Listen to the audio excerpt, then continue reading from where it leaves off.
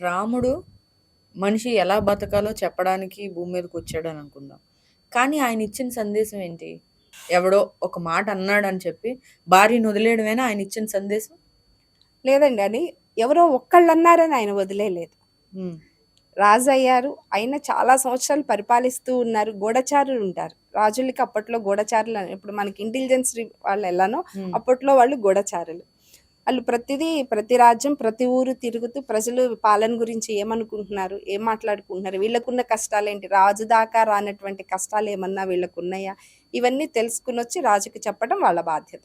అలా చెప్పే సమయంలో ఇయన్నీ అంటే రాజ్యంలో ఉన్నటువంటి ప్రజలందరూ ఒక సంవత్సరం పాటు అక్కడున్నొచ్చిన భార్యని ఈయనింకా ఏమాత్రం సిగ్గు, శరం లేకుండా ఏలుకుంటున్నాడు. రేపు మన భార్యలు కూడా ఇలాంటి పనేదన్నా చేస్తే మనమేమి అనటానికి ఉండదు కదా! ఇలా ప్రజలు మాట్లాడుకుంటూ ఉంటారు. ఇవాల్టిలాగా ఫోన్‌లో మెసేజ్‌లు పంపించడం కాదు కదా! వాళ్ళ రాజ్యంలో మరి అయోధ్య రాజ్యం అంటే చాలా పెద్దది. దాని చుట్టూ ఉన్న సామంత రాజ్యాలుంటాయి. అంతా తిరిగి ఆ గూఢచారులు మళ్ళీ విషయం తీసుకొచ్చి రాముడి దాకా చెప్పడం.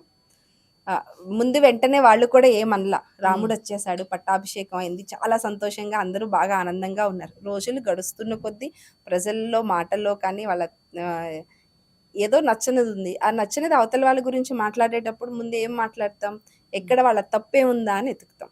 అవును కదా! హ్మ్. ఒక మనిషి మనకి నచ్చలేదంటే మంచి పనులు చేస్తున్నా ఇప్పుడు మీరు నాకు నచ్చలేదండి. హ్మ్. మీరు మంచి పనులే చేస్తున్నారు. కానీ నేను నిన్ను విమర్శించాలి. అంటే ఏంటి?